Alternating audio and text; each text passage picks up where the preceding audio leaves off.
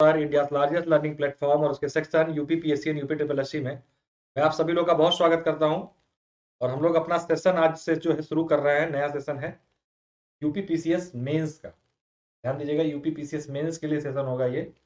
और इसमें हम लोग एथिक्स का जो सेक्शन है वो देख रहे हैं। एथिक्स जो आप लोग के पेपर 4 के नाम से आप लोग जानते हैं। तो कल हम लोगों ने इसके सिलेबस पर से डिस्कस किया था और आज जो है हम लोग डिस्कस कर रहे हैं इसके अब टॉपिक्स की शुरुआत करेंगे। तो हम लोग इसको क्वेश्चन आंसर फॉर्मेट में लेकर चलेंगे। सबसे पहली बात मैं आप लोग को बताता हूँ, क्योंकि यूपीपीसीएस में क्वेश्चन इस पर्टिकुलर जो सब्जेक्ट है वहां से प्लेन आते हैं एकदम सीधे सीधे फॉर्मेट में। मैंने आप लोग कल बताया भी था, उसी फॉर्मेट में मैं प्रैक्टिस यहाँ पे करा दूंगा आप लोगों को। और डिटेल्ड बैच अगर आप लोगों को चाहिए, फुल डिटेल्ड बैच जो है, तो उसके लिए आप अनअकैडमी प्लस कोर्स का सब्सक्रिप्शन प्राप्त करके फुल थ्योरी में कर सकते हैं एक एक टॉपिक। यहाँ पर मैं क्वेश्चन आंसर फॉर्मेट करा दूंगा, काम यहाँ से भी बन जाएगा। लेकिन यूपीपीसीएस है तो थोड़ा सा ढंग से करेंगे, तो इसके लिए आप प्लस पर जाके पूरे डिटेल्ड कोर्स को भी ज्वाइन कर सकते हैं। तो चलिए एथिक्स की शुरुआत करेंगे। तो कोशिश करेंगे डेली 4 से 5 क्वेश्चंस या क्वेश्चन फॉर्मेट में चीजों को समझने का प्रयास करें। एकदम बिंदुवार तरीके से समझेंगे, किसी प्रकार की दिक्कत नहीं, आराम से तसल्ली से समझने का प्रयास जो है ये जारी रहेगा। तो सभी लोग एक बार सेशन को लाइक और शेयर प्लीज कर दीजिए, ताकि महत्वपूर्ण कंटेंट जो है सभी तक पहुंच सके।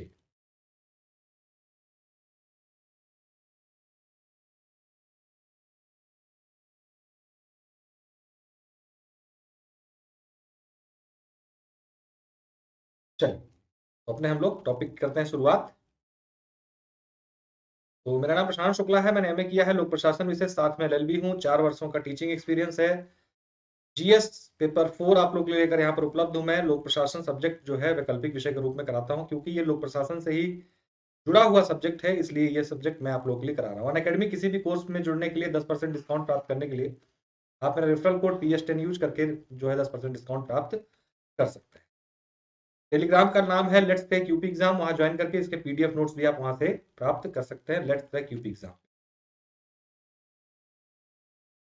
तो हम लोग जीएस पेपर 4 को शुरू कर रहे हैं। पहले ही जो यूनिट हम लोग की नीति शास्त्र नैतिकता, दोनों में अंतर क्या है, उससे जुड़े हुए यहाँ पर आज क्वेश्चंस को देखेंगे जीएस पेपर 4 के। तो हमारा जो सबसे पहला टॉपिक है, सबसे पहले हम जानेंगे नीति शास्त्र और नैतिकता में क्या अंतर है, यानी एथिक्स और मोरालिटी में क्या अंतर है, क्योंकि सीधा क्वेश्चन यहाँ पर आपको एग्जाम में देखने को मिलता है। ध्यान दीजिएगा, सीधा क्वेश्चन आते हैं यूपीपीसीएस में। मैंने कल भी आप लोगों को बताया, सीधे क्वेश्चन यहाँ पे पूछे। रोहित वर्मा, गुड इवनिंग, बहुत स्वागत है आपका। सबसे पहले सामने हमारे है नीति शास्त्र और नैतिकता में दोनों चीज क्या होती है, फिर उसमें अंतर देखेंगे हम लोग, दोनों में अंतर क्या होता है। पहले देख ले क्या है। तो नीति शास्त्र तथा नैतिकता, गुड इवनिंग प्रदीप, स्वागत है। नीति शास्त्र तथा नैतिकता समान अर्थ को प्रस्तुत करते प्रतीत होते हैं तथा आमतौर पर परस्पर अदला बदली कर इन्हें एक दूसरे के स्थान पर उपयोग भी किया जाता है, लेकिन कुछ दार्शनिक दोनों के मध्य अंतर प्रस्तुत करते हैं। जैसे क्या अंतर है? नीति शास्त्र जो है नैतिकता से भिन्न है, क्योंकि नीति शास्त्र न्यायोचित कार्य तथा वृहद शुभ के सिद्धांत को दर्शाता है, जबकि नैतिकता व्यक्तिगत स्तर पर इनके अनुपालन को दर्शाती है। तो मोटा मोटा क्या कहने का मतलब हुआ, समझने का प्रयास कीजिए। जो नीति शास्त्र है और जो नैतिकता है, इसको अगर आसान भाषा में आपको समझाऊं तो एक फूल, एक फूल, सिंगल फूल नैतिकता है और उसी का गुच्छा क्या है, नीति शास्त्र है। इसको एकदम आसान भाषा में अगर आप समझेंगे तो एक सिंगल फूल अगर होता है तो वो क्या है, वो नीति शास्त्र है। और उसी फूलों का गुच्छा अगर आप कहें तो जो सिंगल फूल नैतिकता है और उसका पूरा गुच्छा क्या है, एक नीति शास्त्र है। समझ पा रहे हैं जो मैं कोशिश कर रहा हूं समझाने की? कहीं दिक्कत है तो पूछ सकते हैं आप लोग। तो एक सिंगल फूल जो है नीति नैतिकता है और उसका पूरा गुलदस्ता को नीति शास्त्र के रूप में आप देख सकते हैं। कहने का अर्थ है जो नैतिकता होती है वो व्यक्तिगत स्तर पे होती है, नैतिकता आपकी अपनी होगी। और हर व्यक्ति की नैतिकता अलग अलग होती है, और वो नैतिकता कैसी होगी, किस प्रकार की होगी, उसको बताया जाता है नीति शास्त्र में।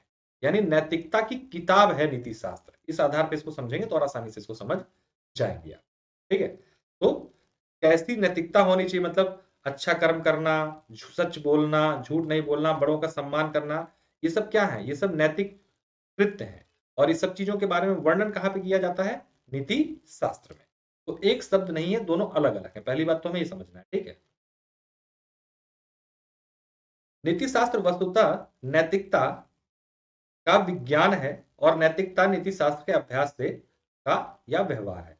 जैसे हम लोग जो ऑप्शनल सब्जेक्ट पढ़ते हैं तो उसमें आप लोग देखते होंगे हर ऑप्शनल सब्जेक्ट में पेपर 1 पेपर 2 होता है। अगर हम लोग प्रशासन की बात करें तो जैसे लोक प्रशासन में अगर समझें आप तो लोक प्रशासन का जो पेपर 1 है वो क्या है, वो सिद्धांत है। वहां पर खूब सारे सिद्धांत दिए हैं और उनकी अप्रोच हमें कहाँ देखने को मिलती है, पेपर 2 में मिलती है। अधिकतर ऑप्शनल्स में ये होता है। इसी प्रकार से समझिए नैतिकता को भी समझ सकते हैं आप। जो नीति शास्त्र है वो क्या है, नीति शास्त्र आपका एक सिद्धांत है और नीति नैतिकता जो है आप उसको प्रैक्टिकल मान सकते हैं जो उसको संचालित करता है। रोहित वर्मा, नैतिकता का मतलब क्या गलत क्या सही, बिल्कुल हाँ यही होता है रोहित, ठीक है। तो इस तरीके से आप इसको भी समझ सकते हैं। नीति शास्त्र के अंतर्गत कोई व्यक्ति नैतिक सिद्धांतों के विषय में अध्ययन करता है। नैतिकता इस ज्ञान का अभ्यास है। मतलब नीति शास्त्र वो बंच है, बंच ऑफ रूल्स है। अभय पाठक प्रणाम, बहुत स्वागत है, ठीक है, कि कैसे क्या करना है और नैतिकता क्या है, उसी का प्रैक्टिकल है। इस प्रकार नीति शास्त्र वे नियम हैं जो किसी समूह जैसे डॉक्टरों, वकीलों, पुलिसकर्मियों, सांस्कृतिक समूह या समाज के सभी सदस्यों के आचरण को क्या करते हैं, नियंत्रित करते हैं। नैतिकता वे मानदंड हैं जो कोई व्यक्ति, तो नीति शास्त्र क्या हुआ, एक बंच ऑफ रूल्स समझिए, ठीक। और नैतिकता वे मानदंड हैं जो कोई व्यक्ति के लिए स्थापित करता है। तो नैतिकता पर्सनल होती है, नीति शास्त्र जो है सामूहिक है। नीति शास्त्र तथा नैतिकता दोनों को आचरण नियमों में सम्मिलित किया जा सकता है, ठीक है। ये एक मोटे मोटी इसकी आप डेफिनेशन के रूप में अगर क्वेश्चन आता है तो इसको आप प्रस्तुत कर सकते हैं, आसान भाषा में इसको समझा सकते हैं और समझ भी सकते हैं।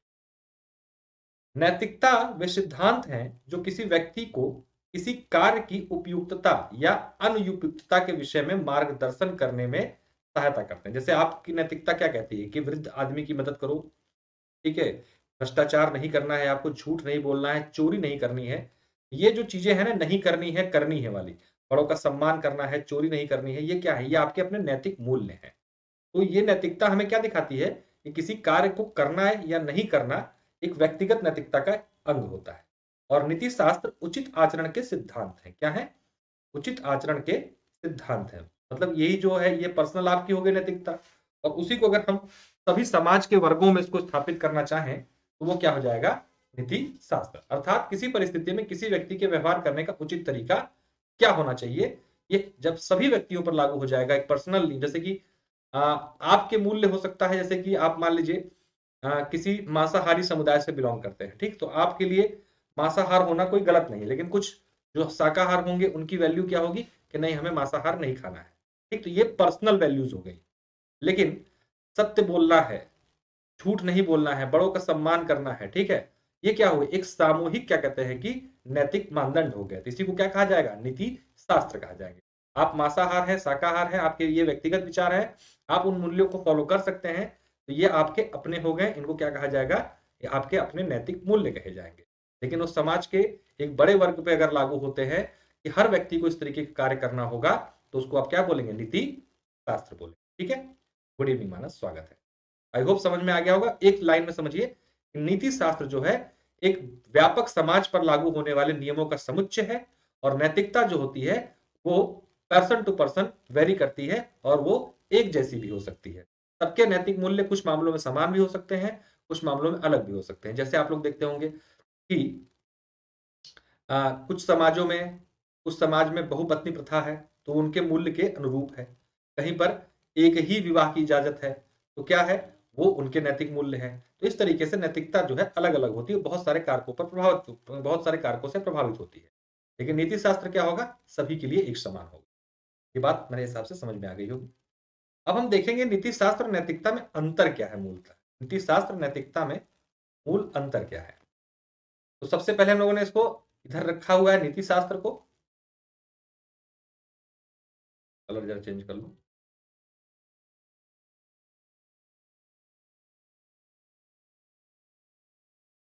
देखिए, यहां है हमारा नीति शास्त्र और यहां है नैतिकता। इन दोनों में अंतर देखेंगे और अलग अलग स्केल पर इसको देखेंगे, किस किस स्केल पर क्या क्या दोनों में अंतर है। एक बार लाइक शेयर प्लीज कर दीजिए सेशन को सभी लोग। तो पहले क्या है नैतिकता, क्या है नीति शास्त्र क्या है, तो पहले नीति शास्त्र देखते हैं। यह मानवीय यह मानवीय कार्यों के विशेष समूह या वर्ग या संस्कृति आदि से संबंधित आचरण व्यवहार के लिए नियमावली। मैंने जैसा बताया आप लोगों को, इस समाज के बड़े वर्ग को प्रभावित करने या समाज के पूरे समाज को प्रभावित करने वाली एक नियमों का समुच्चय है। नैतिकता क्या है? नैतिकता सदाचरण का वह सिद्धांत है जिसका उपयोग हम मानव चरित्र की अच्छाई या बुराई के आकलन करने के लिए करते हैं। तो हमें जो अपनी व्यक्तिगत रूप से हम जिन सिद्धांतों को मानते हैं या फॉलो करते हैं, जिन मूल्यों को, वो क्या हो गई? नैतिकता हो गई। मनुष्य के ऐच्छिक और आचरण संबंधी कर्मों का विश्लेषण कर उनके संबंध में उचित अनुचित शुभ अशुभ का मानक प्रस्तुत करती है नीति शास्त्र। ठीक है, कि क्या करना चाहिए एक मनुष्य को, क्या नहीं करना चाहिए, ये जो नियम बनकर नियमों का समुच्चय है वो है आपका नीति शास्त्र। नैतिकता आचरण के प्रचलित मानक हैं जो लोगों को समूह में सहकारी रूप से रहने के लिए समर्थ बनाते हैं। कहने का अर्थ है, जिस तरीके का नीति शास्त्र होगा एक समाज का, उसके अंदर जो मानव होगा उस समूह के अंदर, उनकी जो कॉमन वैल्यूज होंगी एक जैसी होंगी। अब ऐसा नहीं हो सकता कि एक ही समाज में ऐसे लोग हों जिसमें कुछ लोग मानते हों कि भाई अपराध अच्छी बात है, दूसरे लोग कहते हैं अपराध बुरी बात है। ठीक है, तो नैतिकता पर्सनल हो जाती थोड़ी सी, और नीति शास्त्र उसी का एक व्यापक दायरा है जो पूरे समाज पे लागू। वह आदत या व्यवहार का सिद्धांत है जो ये सिखाता है कि क्या उचित है और क्या अनुचित है। ये जो नैतिकता होती है आपके आदत या आप जो व्यवहार करते हो उसी पर आधारित होती है कि आपको क्या लगता है कि क्या सही है क्या गलत है, जिसकी जानकारी के आधार पर आप जब आगे बढ़ते हो अपने जीवन में, उसी को क्या कहा जाता है? नैतिकता कहा जाता है। ठीक है, अब उत्पत्ति कहां से हुई है?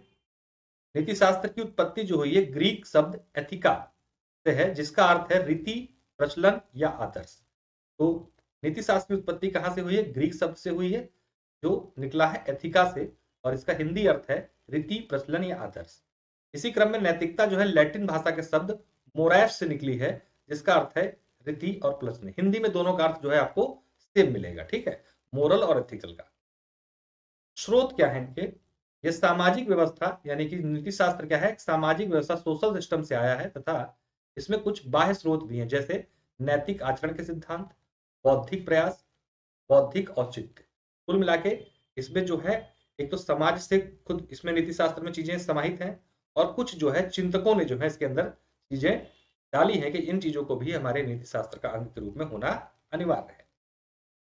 नैतिकता की बात करें तो ये आंतरिक व व्यक्तिगत मानकों का समूह है। मैंने जैसा बताया कि पर्सनल लेवल पर काम करती है नैतिकता। सामाजिक क्रियाकल्पों से ही निकली हुई है। ये समाज जिस प्रकार के नियम बना देता है, जैसे हमारे समाज ने बनाया कि हमें बड़ों का आदर करना है, ठीक है, ना महिलाओं का सम्मान करना है, तो हमारे अंदर धीरे धीरे धीरे क्या होती है, ये चीजें डेवलप हो जाती है, और हमें अपने आप पता चलता चला जाता है कि हमें ये करना है, क्योंकि हमारा समाज ये करने को कह रहा है। यह व्यवहार को परिभाषित करती है। जिस प्रकार के आपके नैतिक मूल्य होंगे, आपके व्यवहार भी उसी प्रकार का होगा। इसमें कोई दो राय नहीं कि अगर मान लीजिए आपका मूल्य हिंसक है, अगर आप हिंसा के प्रति पॉजिटिव हैं, तो आप जाहिर सी बात है जगह जगह लड़ाई करते घूमेंगे। लेकिन अगर आप शांत स्वभाव के अहिंसक प्रवृत्ति के व्यक्ति हैं, तो आपका व्यवहार भी वैसा ही होगा। आप मृदुल होंगे, आप चीजों को आसानी से समझेंगे, बोलेंगे, बात करेंगे। लेकिन अगर कोई थोड़े से लड़ाकू प्रकृति के होंगे तो क्या होगा? हर जगह झगड़ते फिरेंगे। आसानी से समझने का प्रयास कीजिए। स्वीकार्यता की बात करें तो नीति शास्त्र किसी विशेष स्थान पर पेशेवर एवं विधिक दिशा निर्देशों द्वारा शासित होता है। नीति शास्त्र क्या होता है? समाज में भी शामिल होता है, और ये अलग अलग व्यवसायों के लिए भी, जैसे कि डॉक्टरों के एथिकल पॉइंट्स अलग होते हैं, उनके लिए जारी की जाते हैं। इसी प्रकार से वकीलों के लिए, पर्यावरण विधियों के लिए, इंजीनियर्स के लिए, सबके लिए अलग अलग होते हैं। नैतिकता संस्कृत मानदंडों से परे होती है, ये क्योंकि व्यक्तिगत होती है। नम्यता, यह अपनी व्याख्या के लिए दूसरों पर निर्भर रहती है। ठीक है, नीति शास्त्र की व्याख्या कौन करेगा? थिंकर्स करेंगे, या हम जो नियम बनाएंगे वो इसमें शामिल किए जाते हैं। एक निश्चित दायरे में साम्यता रखती है, किंतु विभिन्न संदर्भों में परिवर्तन हो सकता है इसमें। ठीक है, इसमें क्या है, जो बनाए जाते हैं नियम उसी का समुच्चय होती है, लेकिन समय और परिस्थिति के अनुसार इसमें बदलाव संभव है। ठीक है, समय और परिस्थिति के अनुसार इसमें बदलाव संभव है। जैसे कि पहले, इसका एग्जाम्पल अगर आपको दूं मैं, तो आप जब जाइए 1829, जब तक सती प्रथा हमारे यहाँ पर क्या थी, वैलिड थी, तो सती प्रथा उस समाज के लिए उस समाज का अंग थी, इंपॉर्टेंट पार्ट थी, ठीक है। तो सती प्रथा वैलिड थी और हमारे समाज का अंग थी और उसको हमारे सामाजिक मूल्यों में शामिल किया गया था, नीति शास्त्र का हिस्सा थी। लेकिन क्या हुआ, धीरे धीरे तो समाप्त कर दिया गया, गैर कानूनी हो गई और अब जो है वो हमारे समाज के मूल्य से बाहर जा चुकी है। तो नीति शास्त्र में क्या होता है, बदलाव होते हैं, ठीक। और यह अक्सर निरंतर है, लेकिन विश्वास के बदलने के कारण यह भी परिवर्तित हो जाती है। ये भी, इन दोनों में एक समानता ये भी है कि नैतिकता में भी बदलाव आता है, जो पर्सनल लेवल पे भी है।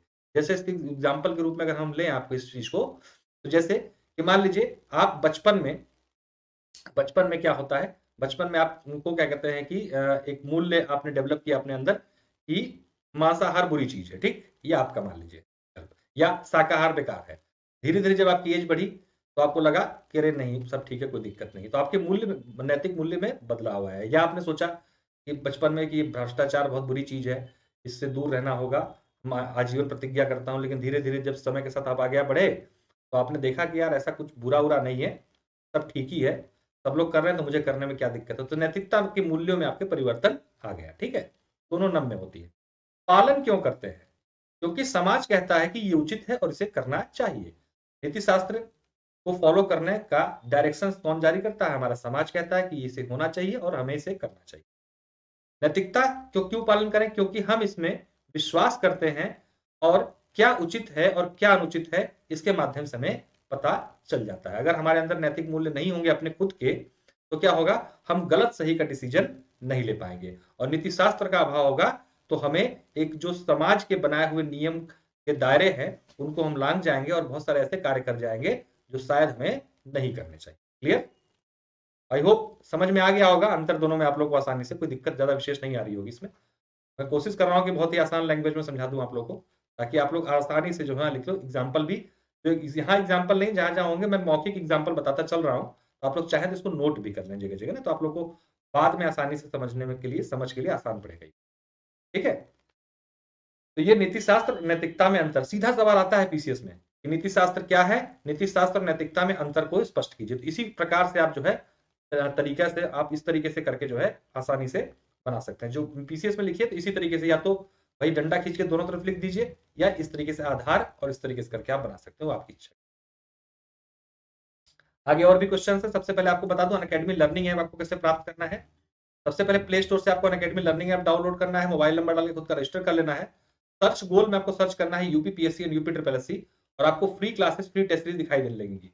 इन फ्री क्लासेस और फ्री टेस्ट सीरीज को अनलॉक करने के लिए मेरा कोड PS10 डाल के अनलॉक कर सकते हैं आप।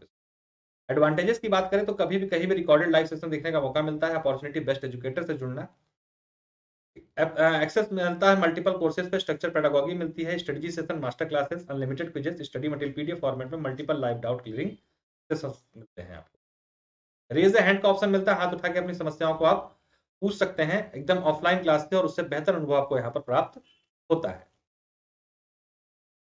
एक स्कॉलरशिप टेस्ट चल रहा है, इसमें रैंक से लेकर 25 तक के बच्चों को फ्री स्कॉलरशिप प्लस के सब्सक्रिप्शन का फ्री मिल रहा है। आप लोग इसको ज्वाइन करके प्लस का अनअकैडमी का सब्सक्रिप्शन प्राप्त कर सकते हैं।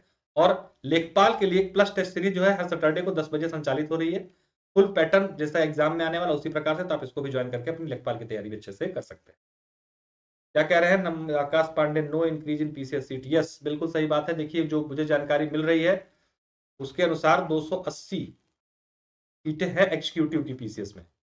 अभी रिजल्ट 20 के लमसम आने की संभावना बन रही है। उम्मीद कम है कि इसमें सीट बढ़े, कुछ अच्छा हो जाए, मैं भी चाह रहा हूं कि जुड़ जाए तो बढ़ सकती हैं सीटें, लेकिन फिलहाल जो जानकारी मिल रही है इतनी है जितनी पिछली साल 2020 में थी, ठीक है।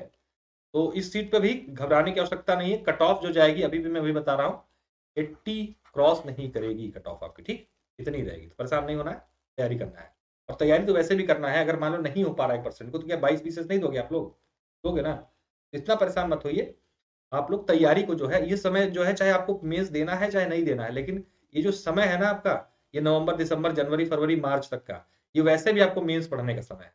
इसमें अगर आप नहीं पढ़े मेंस तो फिर आगे उसी चक्कर में फंसे रहोगे कि कैसे करें, तैयारी नहीं हो पा रहा कुछ। ये तो समय है ही मेंस पढ़ने का, चाहे आपको पीसीएस 21 देना है या नहीं देना है, तब भी पढ़ना है। एक तरीका होता है पीसीएस और आईएएस की तैयारी करने का, उसको फॉलो कीजिए, उसको फॉलो करेंगे तो हमेशा जो है काम आएगा।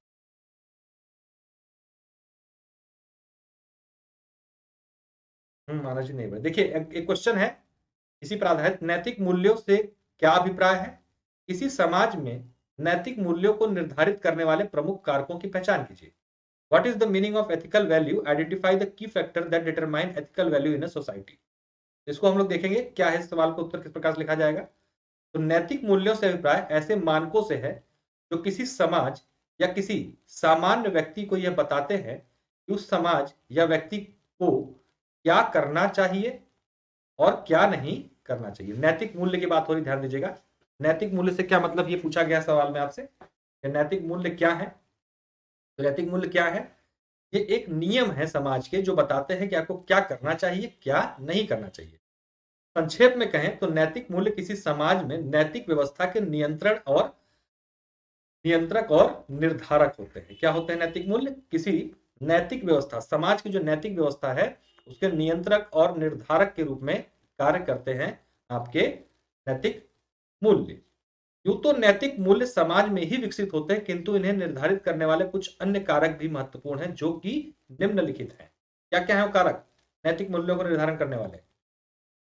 किसी प्रदेश विशेष की भौगोलिक परिस्थितियां वहां विभिन्न नैतिक मूल्यों को विकसित होने के लिए आधार निर्मित करती है, यथा तापमान, उपजाऊ भूमि आदि। इसको समझिएगा, भौगोलिक परिस्थितियां।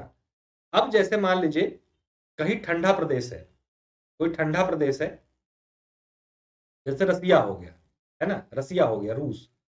तो आप यहां पर जो है ड्रिंक करना, अल्कोहल करना हमारे समाज में अच्छा नहीं माना जाता है, लेकिन रसिया में अनिवार्यता है, वहां हर आदमी पी रहा है। कारण क्या है कि वहां उसकी आवश्यकता है, ठंडा प्रदेश है, अगर नहीं करेंगे तो बहुत सारी दिक्कतें आती हैं, शारीरिक रूप से काम करने में सक्षम नहीं हो पाते हैं और बहुत गर्मी उससे थोड़ी सी मिलती है, तो वो सब चीजों की समस्या वहां पर आती है। तो ये क्या है, ये सब नैतिकता कैसे डिसाइड हो रही है?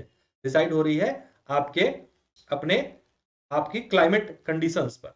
उपजाऊ भूमि, जैसे मान लीजिए हम क्या कहते हैं कि यहाँ पर है भारत जैसे एक जैसा जो कृषि प्रधान देश है, तो हम क्या है, शाकाहार है, 80% लोग यहाँ पर शाकाहार हैं। ठीक है, जो शाकाहार सबसे बड़ा शाकाहार जनजाति जो शाकाहार जनसंख्या जो पाई जाती है पूरे विश्व में, कहाँ पाई जाती है? इंडिया में पाई जाती है। क्यों? क्योंकि हम कृषि प्रधान देश हैं।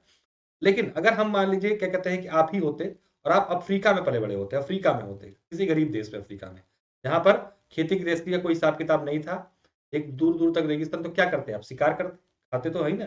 तो क्या होता वहां पर, क्या कहते हैं कि शिकार करना साथ साथ में नॉन वेज खाना कोई दिक्कत वाली बात नहीं थी। लेकिन यहाँ पर क्या है, थोड़ा सा अंतर है। तो किस चीज से डिसाइड हो रही है? सबसे पहले भौगोलिक परिस्थितियों।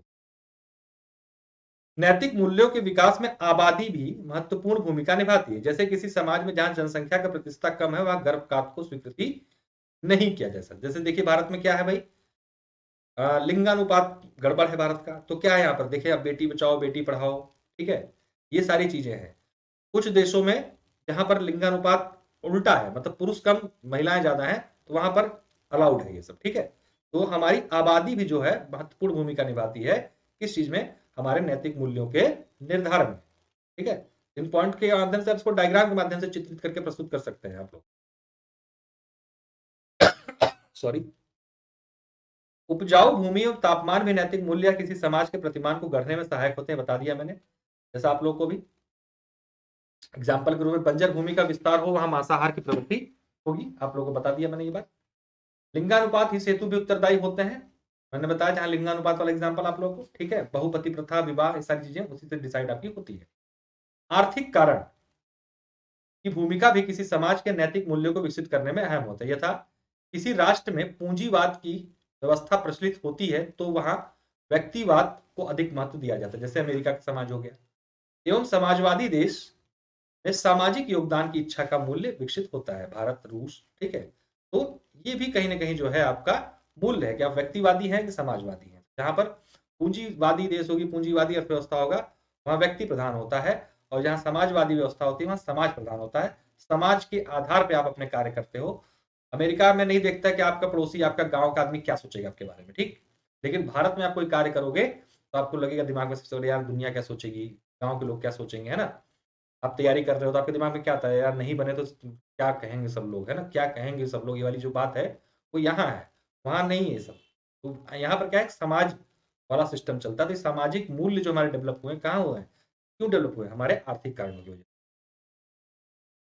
इसके अतिरिक्त धार्मिक संस्कारक जो होते हैं, इसके अंतर्गत भी, इसके माध्यम से हमारे नैतिक मूल्य विकसित होते हैं। इसके अंतर्गत ईश्वर एवं धर्म पर विश्वास किसी व्यक्ति या समाज में नैतिक मूल्यों के निर्माण में सहायक होता है। अब आप देख लीजिए, हमारे यहाँ पर धार्मिक ग्रंथ हैं, उसमें उल्लेख है कि व्यक्ति को कैसा व्यवहार करना चाहिए। आपको क्या करना चाहिए? पुण्य करना चाहिए, दान करना चाहिए, अच्छे कर्म करने चाहिए, ताकि आपको स्वर्ग में जगह मिल जाए, अगला जन्म आपका अच्छा हो जाए, मोक्ष की प्राप्ति हो जाए, सब ग्रंथों में लिखे गए हैं। तो हमारे धार्मिक कारण भी जो है बहुत बड़ा फैक्टर होता है किस चीज का? आपके नैतिक मूल्यों को निर्धारण का। धर्म आधारित नीति शास्त्र के द्वारा ईश्वर की इच्छाओं के अनुपालन को ही अच्छे जीवन का मार्ग माना गया है। अंततः व्यक्ति को नैतिक बनने की प्रेरणा जो है हमारे धर्म ग्रंथ भी प्रदान करते रहते हैं, और आपके नैतिक मूल्यों का विकास जो है इसके माध्यम से भी कहीं ना कहीं होता है। ठीक है। अन्य कारकों में मानव का अंतःकरण, अंतः प्रज्ञा, ये सब शब्दों को डिटेल कराएंगे। सब शब्दों में अंतर पूछता है। अंतःकरण, अंतः प्रज्ञा, संस्कृति, समाज की भूमिका को स्वीकार किया जाता है, क्योंकि प्रत्यक्ष या प्रत्यक्ष रूप से यह तत्व भी एक विशेष प्रकार के नैतिक मूल्य तय करते हैं। आपकी अंतरात्मा क्या कहती है? आपका अंतर प्रज्ञता यानी कि आपकी जो अंदर से जो सोच है वो जैसी होगी, कहीं ना कहीं मूल्य भी आपके उसी तरीके से विकसित होंगे। इन शब्दों को भी, इस शब्दों से सीधे सीधे क्वेश्चन बनते हैं। ठीक है। अंतःकरण और अंतर प्रज्ञा में अंतर बताइए। ठीक है, एग्जाम्पल तो इसको हम लोग करेंगे। तो इन चीजों से भी आपके नैतिक मूल्य जो है बढ़ते हैं या बनते हैं। परिवार, शिक्षक, विधि, कानून, दर्शन, ये जो तत्व हैं आपके समाज के, ये भी क्या करते हैं? ये जैसे तत्व भी नैतिक मूल्यों के निर्धारक में महत्वपूर्ण भूमिका निभाते हैं। जैसा आपके परिवार से आपको क्या कहते हैं कि पालन पोषण मिलेगा, जैसे एग्जाम्पल के रूप में एक अच्छे परिवार का लड़का जो जहां पे पढ़े लिखे सब लोग हैं, तो उसको जो है सही क्या कहते हैं गाइडेंस मिलेगा, सब कुछ सही मिलेगा, और वो एक समाज में सभ्य व्यक्ति के रूप में निकल कर आएगा। एक वही मलिन बस्ती, मान लीजिए, जो क्या कहते हैं कि इस तरीके की जो बस्तियां होती हैं, वहां पर कोई पढ़ा बच्चा है, उसका देख रहा है कि उसके आसपास का जो हो रहा है, सब सब गड़बड़ चल रहा है, घर में जुआ चल रहा है। ठीक है। और यही पर ताश पत्ते खेले जा रहे हैं, और गुंडागर्दी या फिर क्राइम से रिलेटेड पूरा परिवार है, तो क्या होगा? उसके अंदर भी हिंसक वैल्यू जो है डेवलप होंगी। आपके शिक्षक, आपके शिक्षक आपके नैतिक मूल्यों के विकास में बहुत बड़ी भूमिका निभाते हैं। जब आप छोटे स्कूल में जाते हो तब की बात याद करो। जब आप पहुंचे अपने स्कूल, तो आपने क्या देखा कि आपके जो टीचर हैं जो आपको बताते हैं, कहीं ना कहीं आपके जो आपका छोटा बचपन का मन होता है उसमें सेट हो जाता है कि यार ये ऐसा कह रहे हैं, ऐसा ही होता है। तो वो धीरे धीरे धीरे नैतिक मूल्यों में परिवर्तित हो जाते हैं। विधि, कानून, जिस प्रकार का कानून आपके देश का होगा, जिस देश में आप रह रहे हैं, हम यहाँ पर सिर्फ इंडिया की बात नहीं करें, इसको समझ के चलिए, कंफ्यूज नहीं होना चीज को। जैसा कानून होगा आपके देश का, कहीं ना कहीं आपके नैतिक मूल्य उसी प्रकार से विकसित होते चले जाएंगे। आपके देश के दार्शनिक या जिन दार्शनिकों को आप फॉलो करते हो, उसके माध्यम से भी आपका क्या होता है? नैतिक मूल्यों का विकास होता है। ठीक है।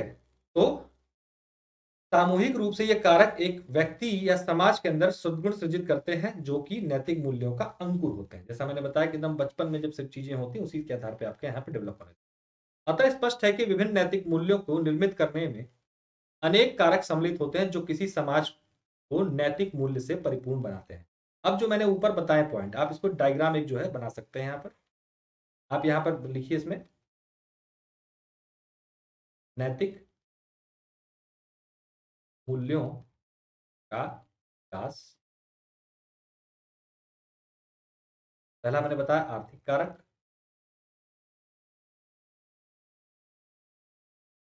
फिर मैंने बताया आपका पर्यावरण, पर्यावरण या फिर भौगोलिक कारक,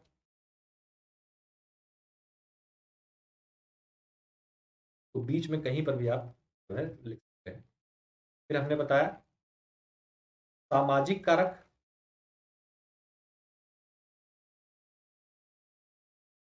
फिर हमने बताया धार्मिक कारक, और फिर हमने बताया अन्य।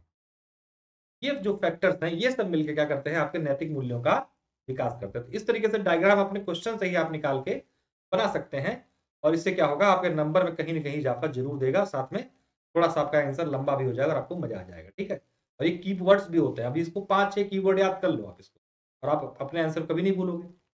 ठीक है, ये हो गया। अभी आगे क्वेश्चंस और भी हैं। देखिए बैच कोर्सेज के बारे में बता दें तो लेखपाल के लिए क्रैश कोर्स मेंस के लिए 1 नवंबर से संचालित हो रहा है, आप इसको ज्वाइन कर सकते हैं, लेखपाल का बैच। ठीक है, इसको ज्वाइन करके आप जो है अपनी लेखपाल मेंस की तैयारी जो है अच्छे तरीके से कर सकते हैं।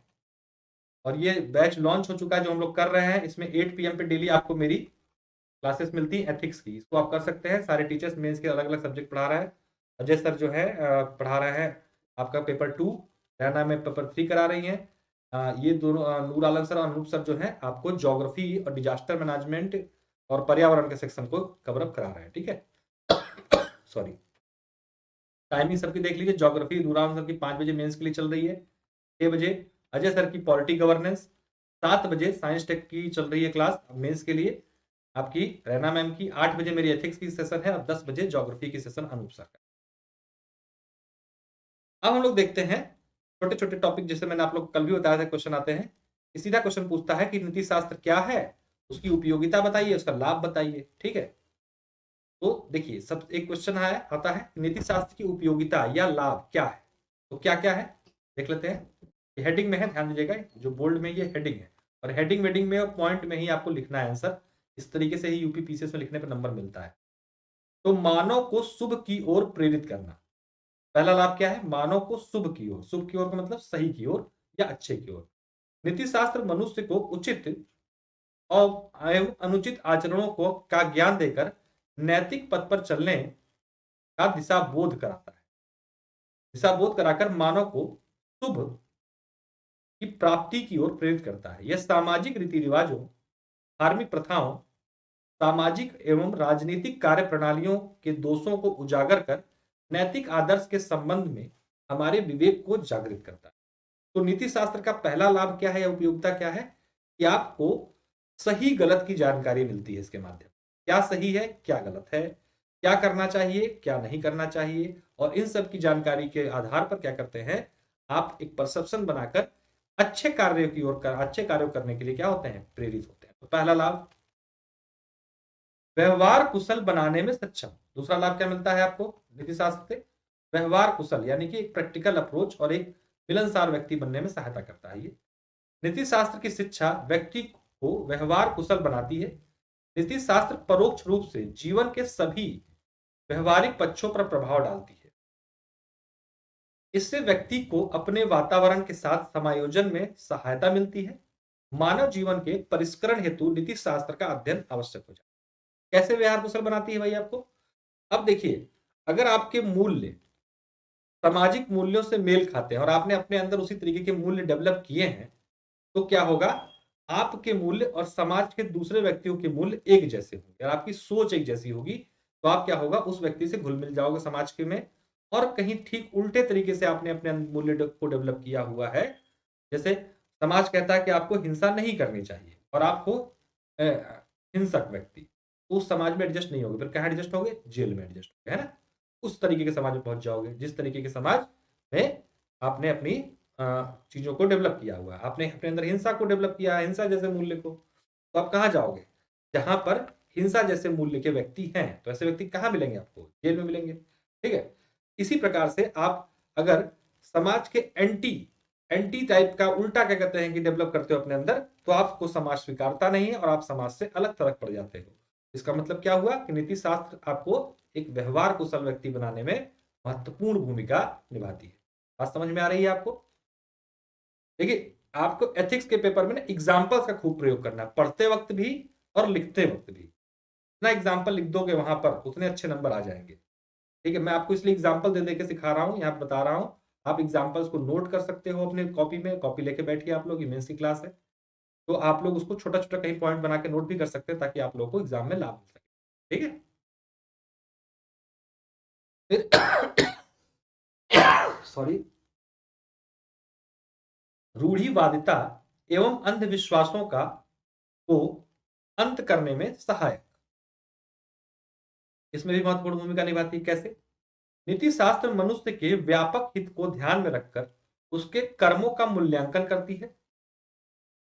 उचित और अनुचित के ज्ञान से अंधविश्वास, रूढ़िवादियों एवं भ्रांत धारणाओं को दूर करती है और वह सृजनात्मक कार्यों हेतु प्रेरित होता है। जैसे मैंने बताया रूढ़िवादिता क्या थी, सती प्रथा थी, ठीक है। नीति शास्त्र ने अपने अंदर बदलाव किया और क्या कहा कि भाई ये जो है गलत चीज है।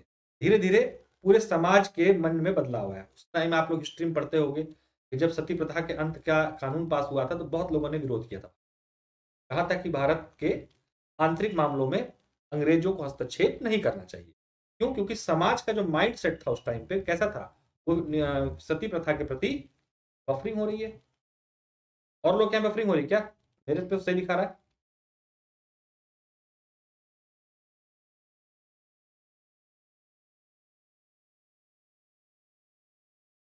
होनी तो नहीं चाहिए। एक मिनट मुझे क्रॉस चेक कर लेता हूं मैं।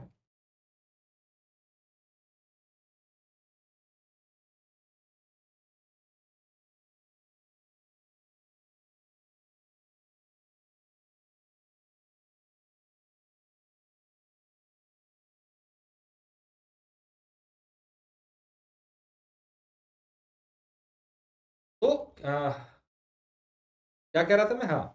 तो क्या होता है कि जब आप नीति शास्त्र क्या करता है, आपकी रूढ़िवादिताएं जो जैसे कि सती प्रथा, अंधविश्वास जो है उसकी जो आपको सही और गलत का इसके माध्यम से जब ज्ञान हो जाता है कि क्या सही है क्या गलत है नीति शास्त्र के माध्यम से, तो क्या करते हैं आप, इन जो आपके अंदर अंधविश्वास है, रूढ़िवादिताएं हैं, जो गलत धारणाएं बैठी हुई हैं, उनसे आप मुक्ति पा जाते हैं, क्योंकि आपको गलत और सही का जो है अंदाजा लग जाता है। अगला क्या काम करती है, समाज के सम्यक संचालन हेतु महत्वपूर्ण है। किसी भी समाज के सम्यक संचालन के लिए कुछ नियमों एवं मानकों का होना आवश्यक है। अतः समाज के सम्यक संचालन हेतु नीति शास्त्र आवश्यक है। मतलब क्या हुआ इसका सम्यक संचालन का मतलब, देखिए यहाँ पर क्या हुआ, समय के साथ चलने वाला और उचित माध्यम के और उचित तरीके से चलने के लिए। अगर आपके पास समाज के एक सामूहिक नियम नहीं होंगे तो समाज बिखर जाता है, विखंडित हो जाता है। इसलिए नीति शास्त्र का होना समाज के सम्यक संचालन के लिए भी बहुत ही आवश्यक पॉइंट, ठीक है। ये हो गया लाभ आपका। अभी आगे क्वेश्चन और है, आप लोगों को बता दूं जो बच्चों में कंफ्यूजन होता है, upper PCS, lower PCS, RO, UPSI, UP triple SC, PET, लेखपाल, बी और ऑप्शनल सब्जेक्ट, इन सभी कोर्सेज को आपको सिंगल सब्सक्रिप्शन में सारी सारी चीजें मिलती हैं। इसके लिए आपको अलग से फीस देने एडमिशन की जरूरत नहीं पड़ती। एक सिंगल सब्सक्रिप्शन लेते हो तो ये सब कुछ आपको मिल जाता है। और फी ऑफर की बात करें तो 12 महीने के जो सब्सक्रिप्शन है उसके साथ 2 महीने का सब्सक्रिप्शन फ्री मिल रहा है, और 6 महीने के सब्सक्रिप्शन के साथ 1 महीने का सब्सक्रिप्शन आपको फ्री मिल रहा है। इसका लाभ उठाएं आप लोग जल्दी से एडमिशन लेके, ताकि आपको मिल जाए। देखिए फीस की अगर बात करें तो 24 महीने की जो फीस है 12,240 रुपए, 510 रुपए महीने पर आप ले सकते हैं। 12 महीने की जो फीस है 8,415 रुपए, 701 रुपए मंथली भी ले सकते हैं। यहाँ 2 एक्स्ट्रा महीने का सब्सक्रिप्शन फ्री मिल रहा है। 6 महीने की जो फीस है 6,825 रुपए है, 1,148 पे ले सकते हैं, एक मंथ का सब्सक्रिप्शन फ्री मिल रहा है। 10% डिस्काउंट के लिए आपको मेरा कोड यूज करना है PS10, आपको 10% डिस्काउंट मिल जाएगा। तो PS10 कोड यूज करके 10% डिस्काउंट और उपलब्ध सभी ऑफर आप प्राप्त कर सकते हैं। अब अगला क्वेश्चन है हम लोग का, लोक सेवा में जिस चीज की तैयारी आप कर रहे हैं, लोक सेवा में नीति शास्त्र क्यों आवश्यक है? ये सीधा क्वेश्चन आता है एग्जाम में। लाइक शेयर प्लीज जरूर कर दीजिए सभी लोग एक बार सेशन को। तो लोक सेवा में नीति शास्त्र की आवश्यकता क्यों है? लोक सेवक रोबोट की तरह एक निश्चित परिस्थिति में निश्चित व्यवहार करने वाली मशीन नहीं है। ध्यान दीजिए, आम आदमी तो है, आप तैयारी करके चले जाओगे तुम रोबोट थोड़ी ना बन जाओगे। अगर मान लो तैयारी कर रहे हो आप पीसीएस की, LSDM बन जाओगे तो रोबोट तो हो नहीं जाओगे, रहोगे तो आदमी सभी लोग। तो इसीलिए ये जरूरी है, पहली बात हो गई। बल्कि एक जीता जागता हाड़ मास का मनुष्य होता है जैसे सभी लोग होते हैं, जिसकी अपनी सामाजिक आर्थिक पृष्ठभूमि होती है। हर आदमी की अलग अलग सामाजिक आर्थिक पृष्ठभूमि होती है, ठीक। उसके अपने विचार और मान्यताएं हो सकती हैं, उसकी अपनी अलग अभिवृत्ति और व्यक्तिगत गुण हो सकते हैं। अभी अभिवृत्ति वाले चैप्टर पे आएंगे तो आपको समझाएंगे कि अभिवृत्ति क्या होती है, कैसे बनती है और कैसे इफेक्ट करती है मानव जीवन को, ठीक है। उसकी अपनी अभिवृत्ति होती है और अपने व्यक्तिगत गुण हो सकते हैं। भाई व्यक्तिगत गुण आपके हो सकते हैं, आपके अपने, सबके अपने अपने अलग होते हैं। लोक सेवक होने का मतलब ये नहीं कि सब लोक सेवक एक जैसे ही होंगे, भाई सबके अंदर अपनी अपनी पर्सनल चीजें तो अलग अलग होंगी ना। ये सभी कारक चेतन अचेतन रूप में एक लोक सेवक के रूप में उसके व्यवहार और कार्य प्रणाली एवं निर्णयों को प्रभावित करते हैं। जाहिर सी बात है कि जैसा व्यक्तित्व होगा, जिस आदमी का जैसा व्यक्तित्व होगा वो उसी प्रकार का व्यवहार भी करेगा, उसी आधार पर उसकी जो नियमित कार्य प्रणाली होगी वो भी संचालित होगी, और उसी आधार पर उसी को फैक्टर को फॉलो करके डिसीजन लेगा। जैसे मान लीजिए कि आप तैयारी कर रहे हैं और आप जो है बहुत ही एक ऐसे परिवार से आते हैं जो परिवार, आपके पिताजी बहुत ईमानदार व्यक्ति थे और उन्होंने अपने जीवन में एकदम ईमानदारी के साथ कार्य किया है, ठीक है, और आप सेलेक्ट हो जाते हैं, एसडीएम बन जाते हैं। तो आपकी पहली प्राथमिकता क्या होगी कि मैं अपने पिताजी के मूल्यों को जो है बरकरार रखूं। एक दूसरा व्यक्ति जो अवैध तरीके से लोक सेवा में घुस जाते हैं, बहुत सारे आप लोग जानते ही हैं, सब चीजें चलती ही हैं, उसमें कुछ मतलब होता ही है, बहुत सारे हथकंडे होते हैं, बहुत सारी चीजें चलती रहती है। कोई व्यक्ति गलत तरीके से, गलत प्रक्रिया से अंदर आ जाता है, तो उसकी क्या पहली प्रक्रिया होगी कि भाई साहब मौका मिला है, लपेट लो, है ना। तो ये जो होती है, तो उसी आधार पे वो अपना व्यवहार करेगा, उसी आधार पे उसके डिसीजन। तो ये जो होती है, ये अपने व्यक्तिगत व्यक्तिगत कारणों पर होती है, और आपके अपने जो पृष्ठभूमि होती है उसके आधार पर ये चीजें निर्धारित की जाती हैं और होती है। अतः ऐसे सभी विचारधाराओं, नैतिक मूल्यों और उनसे जुड़े द्वंद्वों का यदि लोक सेवकों को पर्याप्त ज्ञान और समझ हो, तो यह उसे उचित निर्णय लेने में सहायक होंगे। अब ये क्या हो गया भाई, अलग अलग मेंटेलिटी के लोग आते हैं, तैयारी करते हैं और सेलेक्ट लेते हैं। ऐसे में अगर उनको उनके विवेक पर ही छोड़ दिया जाए, कोई नैतिक आचरण ना हो समाज के और नैतिकता ना हो किसी प्रकार की, तो क्या होगा, एक जो है स्थिति गंभीर हो जाएगी, सब अपने अपने हिसाब से डिसीजन लेना शुरू कर देंगे और स्थितियां जो है खराब होने की। तो सबसे पहला जो कार्य करती है नीति शास्त्र या नैतिकता लोक सेवा के प्रति या लोक सेवकों के लिए, वो क्या करती है, उनको उचित निर्णय लेने, क्या सही है क्या गलत है, वही नैतिकता से क्या जाना आपने, नैतिकता से आप नीति शास्त्र से क्या जानते हैं कि क्या सही है क्या गलत है। तो सबसे पहले तो उनको इस बात की जानकारी हो जाती है क्या सही है और क्या गलत है, और उसी आधार पर क्या कर सकते हैं वो उचित निर्णय, बेस्ट डिसीजन लेने में क्या होते हैं, सक्षम हो पाते हैं। विज्ञान प्रौद्योगिकी के तीव्र विकास के कारण 20वीं सदी के बदलावों की सदी रही है। 21वीं सदी में यह बदलाव आर्थिक तेजी से आ रहा है, अधिक तेजी से आ रहा है। बदलावों से व्यक्तिगत मानवताओं, विचारधाराओं और नैतिक व्यवहारों में बदलाव आ रहे हैं, जो कि बहुत तेजी से बदल रहे हैं। आप लोगों ने देखा होगा कि आप 20 साल पहले क्या भारत देखिए और 20 साल बाद का भारत देखिए, खुद आपको अंदाजा लग जाएगा कितना तेजी से चीजें बदल रही हैं, और इसी आधार पर लोगों के व्यवहार में भी परिवर्तन आ रहा है। इन बदलावों ने भ्रम या उलझन की स्थिति पैदा की है। लोक सेवक भी बड़ा निर्णय करते समय अपने अपने अपने आप को दुविधा में पड़ा हुआ महसूस करता है। क्यों? क्योंकि भाई एक तरफ तो उसके नियम होते हैं, दूसरी तरफ समाज के मूल्य होते हैं। कैसे? जैसे मान लीजिए कोई एक योजना है, एक योजना है जो कि वृद्धों के लिए और उनके लिए है जो एक कमजोर वर्ग यानी एससी एसटी कैटेगरी के हैं, होते हैं उनके लिए। अब आपके सामने आ जाता है कोई सामान्य वर्ग का बुजुर्ग, उसकी हालत बहुत ही दयनीय है, उसको उस योजना का लाभ मिलना चाहिए, लेकिन क्योंकि नियम में नहीं है, तो चाहते हुए भी एक लोक सेवक जो है क्या करेगा, तो वो सुविधा नहीं दिला पाएगा। क्यों? क्योंकि वो नियमों से बंधा हुआ है, और फिर ऐसी परिस्थिति में बेस्ट डिसीजन नहीं ले पाता। तो ये सब समस्याएं भी देखने को हमें मिलती है। नीति शास्त्र का सही समझ एवं निर्णयों में इनका उचित रूप से अनुपालन लोक सेवक को दुविधा की स्थिति में उचित निर्णय लेने में सहायक होता है। अब जैसे मैंने दुविधा वाली स्थिति बात की आपको कि वो क्या कर रहा है, एक तरफ नियम से बंधा हुआ है, दूसरा तरफ देख रहा है कि इस व्यक्ति को बहुत ज्यादा जरूरत है, अगर मैंने इसकी सहयोग या सहायता नहीं करी तो क्या होगा, हो सकता है कि इसके जीने के भी मतलब कि मुश्किल हो जाए। भाई मान लीजिए कोई ऐसा व्यक्ति है जो एकदम से ही बुरी हालत में है, खाना भी उसको नसीब नहीं हुआ कई दिनों से, और वो नियमबद्ध तरीके से उसको कोई सहायता नहीं कर सकता, वो क्या करेगा, वो अपने सीनियर से या कुछ पर्सनल लेवल पे सहयोग करके उसको उचित सहायता प्रदान करने का प्रयास करेगा। कैसे कर रहा है ये काम? क्योंकि नीति शास्त्र कहता है कि आप जो है सामाजिक मूल्यों का भी ध्यान देंगे अपने लिखित लिखित जो है नियम के आगे भी। अति भौतिकवाद, सुखवाद, उपभोक्तावाद एवं मशीनीकरण ने मानवीय जीवन को अधिक जटिल बना दिया है, आप सभी लोग को पता है। नीति शास्त्र लोक सेवकों में इसकी निसारता एवं उपयोगिता को समझ विकसित करने में सक्षम है। मतलब जब जब सब लोग प्रैक्टिकल होते चले गए, उपभोक्तावादी होते चले जा रहे हैं, ऐसे में कहीं ना कहीं नीति शास्त्र लोक सेवकों को सक्षम बनाता है कि आप जो है अपना डिसीजन अभी भी उन परिस्थितियों में लें जो मानवीय हो। ठीक है, जैसे पर्यावरण नैतिकता से परिचित लोक सेवक औद्योगिक वृद्धि एवं या पर्यावरण संरक्षण में संघर्ष की स्थिति में उचित निर्णय ले सकेगा। बहुत सारी अब ये सबसे बड़ी समस्या आ रही है, पर्यावरण नैतिकता और औद्योगिक वृद्धि एक अपने आप में कंबाइंड संकल्पना चल रही है ये कि भाई एक तरफ हमें अपना पर्यावरण को भी संरक्षण देना है और दूसरी तरफ हमें क्या करना है, अपनी औद्योगिक वृद्धि को भी क्या कहते हैं आगे बढ़ाना है। तब मान लीजिए आप एक लोक सेवक है, एक अधिकारी है, एसडीएम है किसी तहसील में, ठीक, और आपके एरिया में एक कोई भी मान लीजिए छोटा मोटा उद्योग स्थापित होना है। ऐसे में क्या होना है कि एक निश्चित क्षेत्र का जंगल की काटा जाना आवश्यक हो गया। तब आपको अब जो है उचित निर्णय यहाँ पर लेना पड़ेगा कि क्या करना है, कैसे करना है और कैसे इस समस्या का समाधान करना है।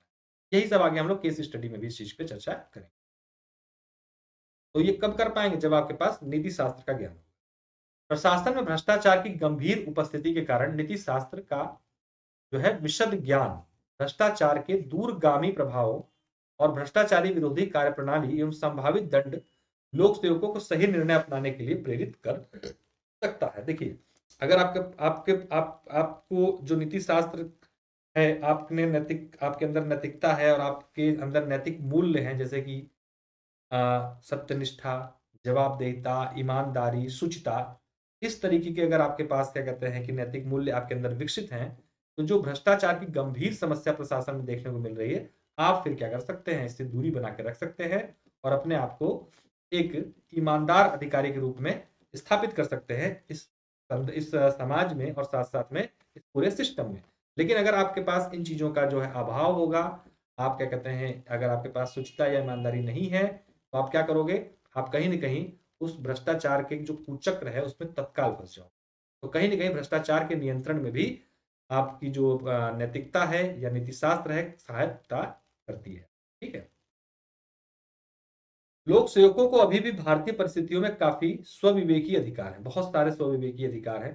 ठीक है, बहुत सारे भी अपने ही विवेक पर डिसीजन लेते हैं और समाज में इसीलिए इनकी रिस्पेक्ट भी होती है और कहीं ना कहीं की वजह से समाज में इनका डर भी होता है, दोनों चीज होती है। ठीक है, तो जो ये स्वविवेकी अधिकार का सही प्रयोग करें, उसका मिसयूज ना हो पाए, इसके लिए क्या जरूरी है कि आपके अंदर नैतिक मूल्य होने चाहिए, करुणा जैसे मूल्य जो है आपके अंदर होने चाहिए। ठीक है, आपके अंदर दया भाव होना चाहिए, सहायता का भाव होना चाहिए। ठीक है, अगर आपके अंदर करुणा नहीं है और आप आईएएस पीसीएस बन गए मान लीजिए, ठीक है, आप चले जा रहे हैं, गरीब को गरीब नहीं कूड़ेदान समझ रहे हैं, तो फिर क्या होगा, आपका एक अधिकारी बनना उतना उचित नहीं है जितना कि तब होता अगर आपके अंदर करुणा जैसे मूल्य होते। आपके अंदर अगर इन चीजों का क्या नाम है कि भाव है, जो आपके स्व विवेक की पावर होती है ना, उसका उपयोग आप सिर्फ अपने लाभ के लिए करोगे, न कि किसी गरीब के कल्याण के लिए। ठीक है, तो एक उचित नैतिक मार्गदर्शन प्रदान करती है आपको क्या, नीति शास्त्र। मानवीय जीवन के हर पहलू के बारे में कानून या नियम नहीं बनाया जा सकता, हर चीज के लिए नियम नहीं बना सकते, इतना तो संविधान तो मान लीजिए अलग चीज है, लेकिन आपके हर हर एक एक्शन के लिए कोई नियम तो नहीं बनाया जा सकता कि आपको हाथ दाएं पहले उठाना है, बाएं बाद में उठाना है, पैर छूना है नहीं छूना, इस तरीके से कई चीजें हैं। तो कई बार ऐसी परिस्थितियां बनती है जिसमें लोक सेवक का निर्णय लेना कई प्रकार पर निर्भर करता है। ऐसी स्थिति में नीति शास्त्र निश्चित ही लोक सेवक को क्या करता है, लाभ पहुंचाता है। देखिए, बहुत सारे नियम कानून तो बने रहते हैं सब इन लोक सेवकों को कैसे कार्य करना है, कैसे नहीं कार्य करना, लेकिन कुछ परिस्थितियां कभी कभी ऐसी अकमास उत्पन्न होती हैं जो पहले कभी नहीं उत्पन्न हुई रहती। वैसे में लोक सेवकों को उचित निर्णय लेना पड़ता है कि हमें किधर जाना है। वैसे में कहीं ना कहीं जो आपका नीति शास्त्र है वो इस चीज में सहायता करता है आपको कि आपको क्या करना चाहिए। जैसा मैंने पहले एग्जांपल दिया कि एक गरीब व्यक्ति है और वो सक्षम, उसको जो है लाभ, पात्रता लाभ के अंतर्गत नहीं आता है वो, तो ऐसी स्थिति में अगर आप लोग सेवक होगे तो क्या डिसीजन लो, ऐसा तो नहीं भगा दोगे, भगा दोगे तो भी गलत है। उसको अगर आपने वो लाभ दे दिया जिसके लिए वो हकदार नहीं है तो भी गलत है, कहीं ना कहीं आपने क्या किया है, भ्रष्टाचार किया है। भ्रष्टाचार से पैसा लेना तो होता नहीं है, गलत तरीके से किसी को लाभ पहुंचाना भी भ्रष्टाचार का एक पार्ट होता है। ऐसे में आपको उचित निर्णय लेना होगा कि भाई मैं कैसे इनकी मदद भी करूं और जो नियम बनाए गए हैं वो नियम भी अपने जगह पर बने रहें, नियम भी न टूटे। ये आपके अपने विवेक पर होगा कैसे आप उस चीज को टैकल करते हैं। तो बहुत सारे तरीके हो सकते हैं, हम लोग केस स्टडी पे बात करेंगे इन चीजों पे, लेकिन फिलहाल मैं आपको इतना बता सकता हूँ कि आप उसके लिए अपने पहले सबसे पहले अपने जो सीनियर होगा उसकी सलाह लेंगे, नियमावलियों की खोज करेंगे, क्या इनके लिए कोई अन्य योजना इस तरीके की संचालित हो रही है। सबसे पहले तो आप यही करेंगे ना भाई, ऐसी परिस्थिति में क्या इन मतलब सामान्य श्रेणी के बुजुर्गों के लिए कोई योजना सरकारी है, और अगर है तो तत्काल उसके माध्यम से उनकी सहायता की जाए। कुछ लोग कहेंगे कि नहीं सर उसी योजना को उनको दे देंगे, गलत हो जाएगा वो। तो सबसे पहले आप क्या करोगे, आप देखोगे कि कोई योजना क्या इनके लिए संचालित है, अगर है तो उसका लाभ उनको दिलवाएंगे, और अगर नहीं है कोई योजना तो आप उनकी व्यक्तिगत सहायता भी कर सकते हैं तत्काल, और उसके साथ साथ आप एनजीओ की मदद लेके भी उनको, उन जैसे बुजुर्गों की सहयोग प्रदान कर सकते हैं। इस तरीके से आप उसका एक बेस्ट डिसीजन निकालेंगे उसमें से। इस हम लोग केस स्टडी में करेंगे कैसे कैसे केस स्टडी सॉल्व होती है। तो समाज में कमजोर वर्गों जैसे बच्चों, महिलाओं, वृद्ध, दलितों आदि से संबंधित निर्णयों में नीति शास्त्र लोक सेवक को सकारात्मक रूप से संवेदनशील बनाता है। अगर आपके पास, मैंने बताया, करुणा जैसा गुण है, आपके पास संवेदनशीलता है, आपके पास दया भाव है, तो क्या करोगे आप, जो समाज का कमजोर वर्ग है उनके प्रति आपकी जो वो होंगे डिसीजंस होंगे, उनके प्रति कहीं ना कहीं लचीले होंगे। अब आप बच्चों पे, महिलाओं पे, वृद्धों पे और दलितों पे सेम नियम तो लागू नहीं करोगे ना। अगर कोई चीज कड़ाई से, अगर किसी पुरुष के साथ आप मतलब लाठी चार्ज करने का आदेश आता है आपके पास, लाठी चार्ज करो, तो उसी में बच्चे भी खड़े हैं, महिलाएं भी खड़ी हैं, तो आप लाठी चार्ज करने को कहोगे तो क्या ये कह दोगे बच्चों को भी उसी उसी एंगल से पीटो जिस एंगल से उन आदमी को पीटना, नहीं ना। अंतर लोगे आप। कब अंतर करोगे, ये अंतर तब कर पाओगे जब संवेदनशील होगे। एग्जाम्पल के रूप में जनरल डायर, जलियांवाला बाग को आप देख सकते हैं, उनके अंदर संवेदनशीलता की कमी थी। उन्होंने क्या किया, एक मुश्त जारी कर दिया, 79 लोगों पे गोली मार दो, ठीक है।